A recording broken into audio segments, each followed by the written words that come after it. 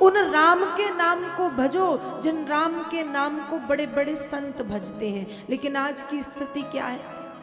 माया को सबको भजे, माधव भजे न कोई। माया को सबको भजे, माधव भजे न कोई। जो कदापि माधव भजे, सो माया चेरी हो। आज हम माया के पीछे भागते हैं, इस संसार के पीछे भागते हैं, भगवान के पीछे नहीं भागते। लेकिन भागना किसके पीछे है? कहाँ भागना? भगवान के पीछे है। क्योंकि अंतिम समय भगवान नाम ही साथ जाता है और कुछ साथ नहीं जाता, कुछ भी साथ नहीं जाता।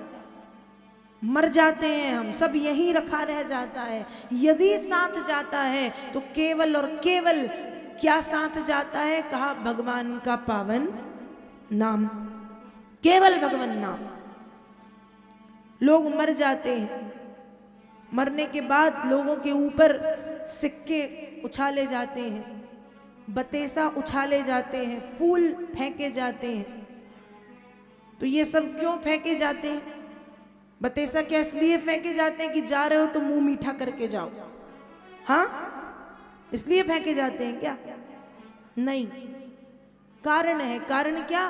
फूल इसलिए फेंके जाते हैं कि आप जा रहे हो, जाइए, लेकिन आशीर्वाद दे के जाओ कि फूल की तरह हमारा परिवार फलता फूलता रहे। बतेसा इसलिए उछाले जाते हैं कि आशीर्वाद दो कि मिठास बनी रहे। और सिक्का उछालने का कारण पता है? सिक्का उछालने का कारण यह है कि जिंदगी भर व्यक्ति पैसे के पीछे भागता है, धन के पीछे भागता है या नहीं? चाहे हम हो या आप। और भागना चाहिए, क्यों ना भागे? शरीर मिला है तो धन कमाएंगे, नहीं तो खाएंगे क्या और खिलाएंगे क्या?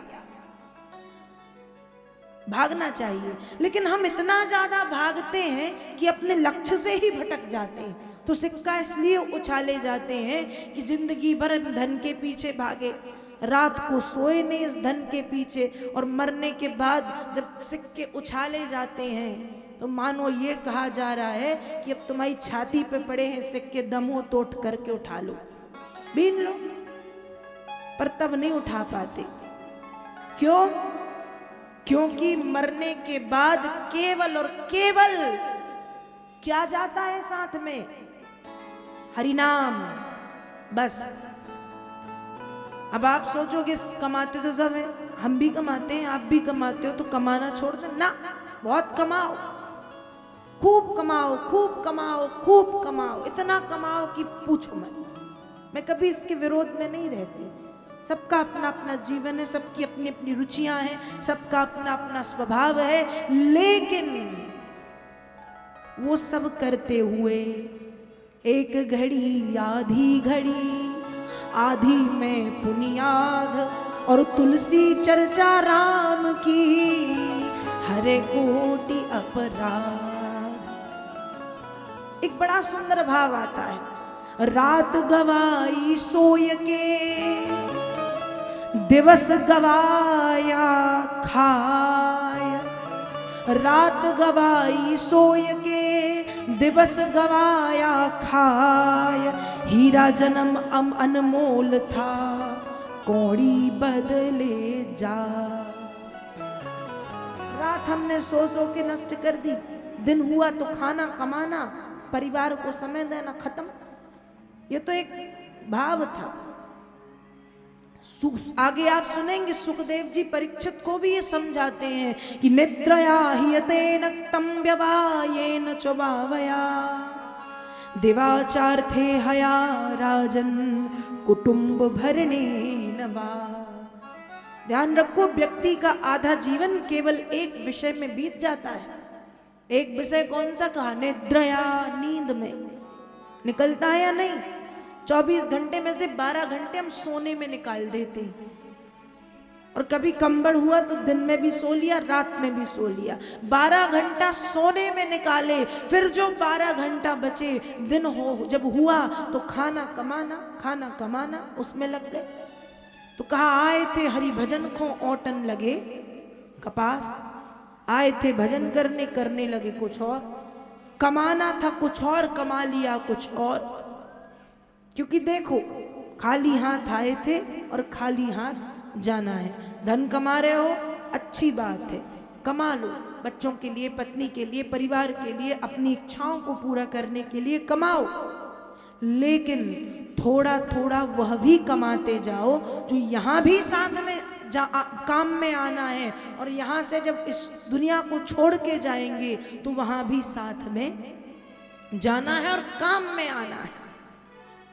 माया मरी न मन मरा, मर मर गए शरीर, आशा तृष्णा ना मरी, कह गए दास कबीर। ये लोभ लालच कभी समाप्त होने वाली नहीं है। ठीक है, हम गृहस्थी लोग हैं, हम साधु संत तो हैं नहीं, पर अपने जीवन में थोड़ा थोड़ा हरिनाम का आश्रय हमें लेते रहना चाहिए, भगवान नाम गाते रहना चाहिए। तो महाभारत के युद्ध का एकमात्र कारण क्या? बोलो जल्दी। लोभ। अब लोभ कैसे? लोभ ऐसे कि दुर्योधन का लोभ ही तो था। भगवान कृष्ण जैसे लोग शांति दूत बन करके गए कि युद्ध मत करो, पांडवों को आधा राज्य ना सही 5 गांव दे दो जिससे अपनी आजीविका चला सकें वे।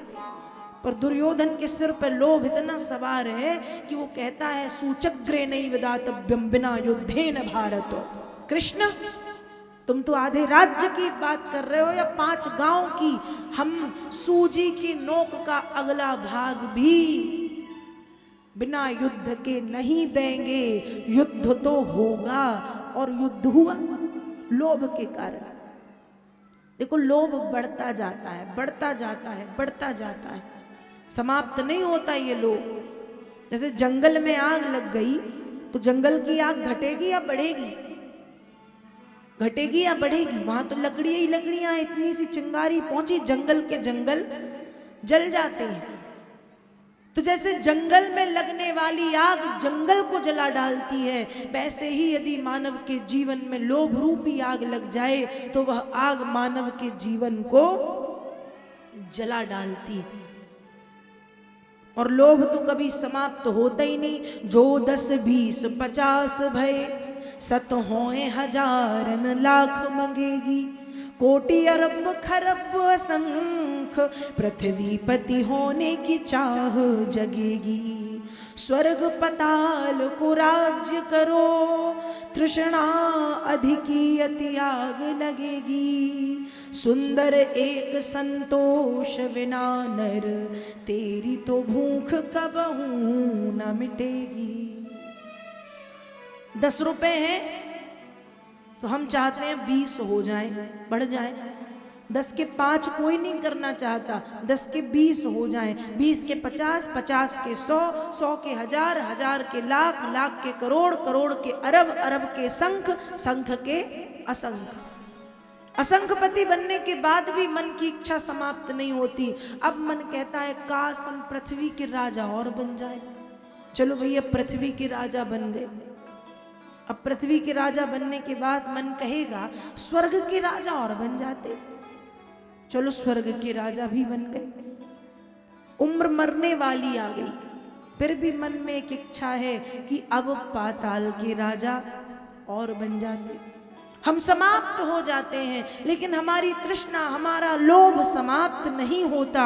और इसी भयंकर लोभ के कारण महाभारत का विनाशकारी युद्ध हुआ, जिसमें भाई भाई के प्राणों का प्यासा बन गया। ये तो द्वापर की बात है। हम तो आज देखते हैं 1 फुट जमीन के चक्कर में भाई भाई को मारने तैयार है, पुत्र पिता को, पिता पुत्र को मारने तैयार है। और 1 फुट तो मैंने बहुत ज्यादा बोल दिया। इंच इंच भर जमीन के चक्कर में तलवारें निकल आती हैं और बंदूकें निकल आती हैं परिवारों में। आपने भी न्यूज़पेपरों में पढ़ा होगा, आसपास अपने परिवार समाज में देखा होगा। ये लोभ नहीं तो क्या है? 1 फुट जमीन का लोभ, 2-4 इंच जमीन का लोभ। महाभारत का विनाशकारी युद्ध लोभ के कारण हुआ। युद्ध हुआ, परिणाम निकला, कौरव पूरे समाप्त हुए, पर पांडवों को भी अपना बहुत कुछ खोना पड़ा। उस समय सिर्फ दुर्योधन बचा, दुर्योधन का मित्र अश्वत्थामा, जिसने दुर्योधन को वचन दे दिया कि तुम चिंता मत करो, मैं पांचों पांडवों के सिर काट करके ला करके सामने रख दूंगा। लेकिन भगवान कृष्ण उसके इस भाव को समझ गए और पांडव रात्रि में जहां सोते थे भगवान ने उनकी जगह बदलवा दी। पर अपने पिता की जगह पे पांचों पुत्र सो गए जो बिल्कुल अपने पिता के जैसे दिखते थे। अश्वत्थामा आया, बाल हत्या कर दी, जघन्य अपराध। सिर पांडवों के पुत्रों के सिर दुर्योधन के पास जब ले गया, दबाने पर सिर दब गए। दुर्योधन समझ गया कि ये पांडव पुत्र नहीं है, तो ये पांडव नहीं है तो पांडव पुत्र है। दुर्योधन ने भी कह दिया कि तुमने गलत किया। वो खुद जानता है कि मैंने गलत किया। अर्जुन ने अश्वत्थामा को पकड़ा, रस्सी से बांधा, बांध के घसीट के द्रौपदी के सामने ला करके खड़ा किया। और वेद व्यास जी लिखते हैं, तथा रतम पशुभत पासवद्ध मवामुखम कर्म जुगुप्सितेनो निरीक्ष कृष्णापकृतं गुरोः सुतं वामा स्वभावा कृपया ननामुचो। द्रौपदी के सामने खड़ा कर दिया। वो खड़ा है, कैसे खड़ा है? सिर झुका के। क्यों? क्योंकि वो खुद जानता है कि मैंने जो कार्य किया है वो घृणित है, वो निंदित है, वो निंदनीय है, वो बुरा है, वो अशोभनीय है, इसलिए सिर झुका के खड़ा है। निरीक्ष कृष्णा, निरीक्ष मतलब देखा द्रौपदी ने, गुरोः सुतम, अरे ये तो गुरुपुत्र अश्वत्थामा है, तो वामा स्वभावा कृपया ननामुचो। करुणा की मूर्ति द्रौपदी करुणा करके बोल पड़ी, मुच्यताम मुच्यतामेशो ब्राह्मणो नितराम गुरु, छोड़ दो छोड़ दो छोड़ दो। अर्जुन ने कहा तुम पागल हो गई हो, जिसने हमारे 5 पुत्रों को मृत्यु के घाट उतार दिया, तुम ऐसे आतताई को छोड़ने की बातें करती हो। द्रौपदी ने कहा ध्यान से देखो, मैं अश्वत्थामा को छोड़ने की बात नहीं कर रही। ब्राह्मणों, ये एक ब्राह्मण है, ब्रह्म हत्या का दोष लग जाएगा। और शास्त्र कहते हैं कि ब्राह्मण कैसा भी क्यों ना हो, गालियां दे, अपशब्द कहे, अधर्मी हो, कैसा भी क्यों ना हो, ब्राह्मणों नितराम गुरु, ब्राह्मण गुरु होता है, इसलिए छोड़ो। ब्राह्मणों, ब्राह्मण है। छोड़ने का दूसरा कारण, गुरोः सुतम, गुरुपुत्र है। गुरोः सुतम, गुरुपुत्र है। आप ये ना सोचें कि सामने अश्वत्थामा खड़ा है, ये सोचो कि स्वयं गुरुदेव द्रोणाचार्य छोटे रूप में आपके सामने खड़े हैं। ब्राह्मणों नितराम गुरु, गुरुपुत्र है इसलिए छोड़ो, ब्राह्मण है इसलिए छोड़ो। और तीसरा कारण द्रौपदी कहती है मैं नहीं चाहती, इस प्रकार से आज मैं अपने पुत्रों के वियोग में आंसू बहा रही हूं, कल जब आप इसे मारोगे तो मेरी ही तरह इसकी माता को भी संतान वियोग की वेदना झेलनी पड़ेगी। तो जो कष्ट मेरे जीवन में आया, मैं नहीं चाहती कि वो अन्य किसी माता के जीवन में आए, इसलिए मुच्यताम, छोड़ दो छोड़ दो छोड़ दो।